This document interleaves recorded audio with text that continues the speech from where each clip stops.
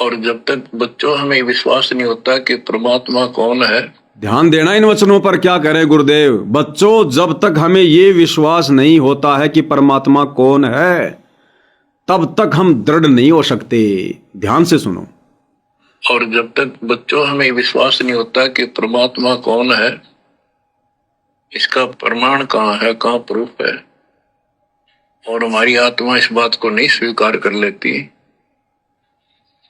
क्या सचमुच यही सत्य है, तब तक हम भक्ति भी करते रहते हैं और आत्मा अस्थिर रहती है, मन अस्थिर रहता है।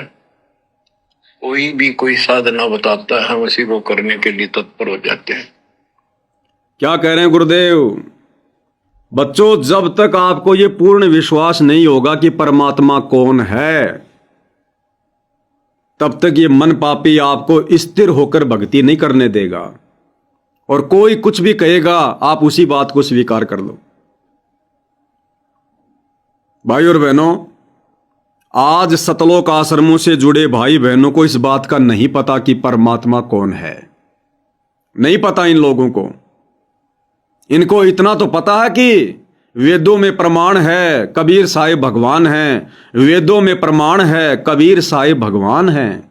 ये तो इनको पता है कि परमात्मा का नाम कबीर है, लेकिन वो कबीर कौन है, वो कबीर भगवान वर्तमान में कहां है, इस बात का इनको ज्ञान नहीं है।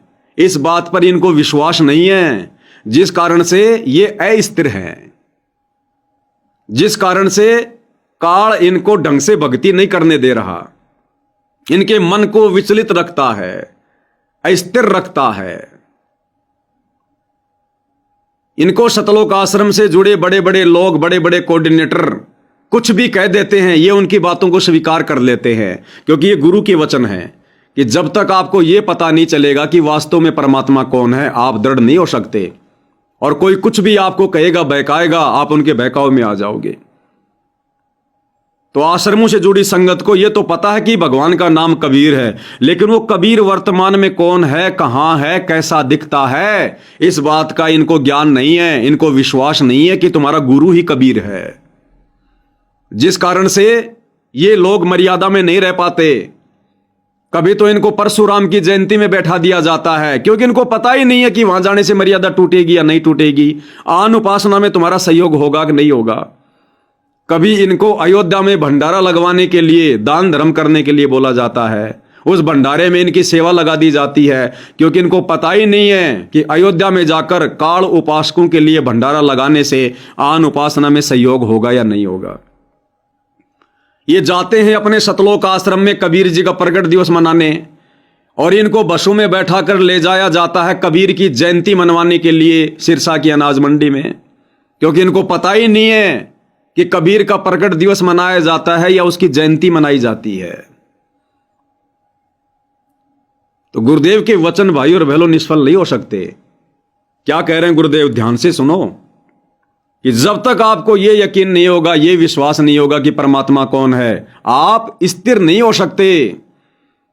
और कोई आपको कोई भी साधना करवाएगा, साधना का मतलब आपकी मर्यादा तोड़वाएगा, आपको कुछ भी कह देगा कि गुरुजी का आदेश है चलो परशुराम की जयंती में, गुरुजी का आदेश है चलो जाट आरक्षण में, गुरुजी का आदेश है चलो अयोध्या में भंडारा लगाएंगे, गुरुजी का आदेश है चलो लोगों के मकान बनाएंगे, बेगार करेंगे। इस कारण से भाइयों और बहनों, इन लोगों को आज ये बेगार करनी पड़ रही है, बड़े बड़े पढ़े पढ़े लिखे लोगों को, क्योंकि बड़ी बड़ी पढ़ाई तो उन्होंने पढ़ ली, लेकिन अध्यात्म की पढ़ाई को ढंग से नहीं पढ़ पा रहे। अब इस अन्नपूर्णा मुहिम के तहत जो दुनिया के मकान बनाए जा रहे हैं, जो भगतों से बेगार करवाई जा रही है, विदेशों तक के भगत आ रहे हैं बेगार करने हिंदुस्तान में। विदेशों में रहने वाले भगत भी अन्नपूर्णा मुहिम के तहत उन जगत वालों के, नशेड़ियों के, मांसाहारियों के मकान बनाने के लिए विदेशों से भगत हिंदुस्तान में बेगार करने आ रहे हैं, बेगार करने। क्योंकि अभी इनको पता नहीं है कि भगवान कौन है, इनको पता ही नहीं कि हमने क्या भक्ति करनी है, गुरुजी ने क्या ज्ञान बताया है, ये भक्ति कैसे सफल होगी, इनको नहीं पता। क्योंकि परमात्मा के वचन सत्य हैं कि जब तक आपको यह विश्वास नहीं होगा परमात्मा कौन है। बच्चों, अपने को अपने घर का ज्ञान हुआ, अभी तक तो हमारे को अध्यात्म का सिर पैर भी ज्ञान नहीं था।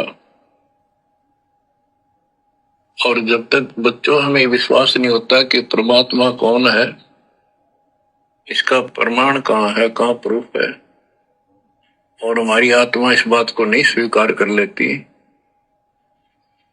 क्या सचमुच यही सत्य है, तब तक हम भक्ति भी करते रहते हैं और आत्मा अस्थिर रहती है, मन अस्थिर रहता है। कोई भी कोई साधना बताता है, हम उसी को करने के लिए तत्पर हो जाते हैं। अब यदि इन भाई बहनों को जो ये वर्तमान में बेगार कर रहे हैं सतलोक आश्रम कमेटी के कहने पर, अगर इन भाई बहनों को इस बात का पक्का यकीन है कि संत रामपाल जी ही कबीर हैं, भगवान हैं, परमात्मा हैं, तो फिर परमात्मा के विधान का भी ऑटोमेटिक पता चल जाता है। फिर परमात्मा अपने बच्चों से बेगार नहीं करवाता, परमात्मा अपने बच्चों से दुनिया की बेगार नहीं करवाता, दुनिया की गुलामी नहीं करवाता, परमात्मा अपने बच्चों से भक्ति करवाता है। अरे गुरुदेव भगवान तो अपने भक्तों को भी ये आदेश देते हैं कि जो काम धंधा करने में तुम इतना समय पहले बर्बाद किया करते थे, अब तुमने उस काम धंधे को भी कम करना है और भक्ति को समय ज्यादा देना है। लेकिन इधर काल भगवान सतलोक आश्रम कमेटी के माध्यम से दुनिया के मकान बनवाने के लिए लोगों का कितना समय बर्बाद करवा रहा है।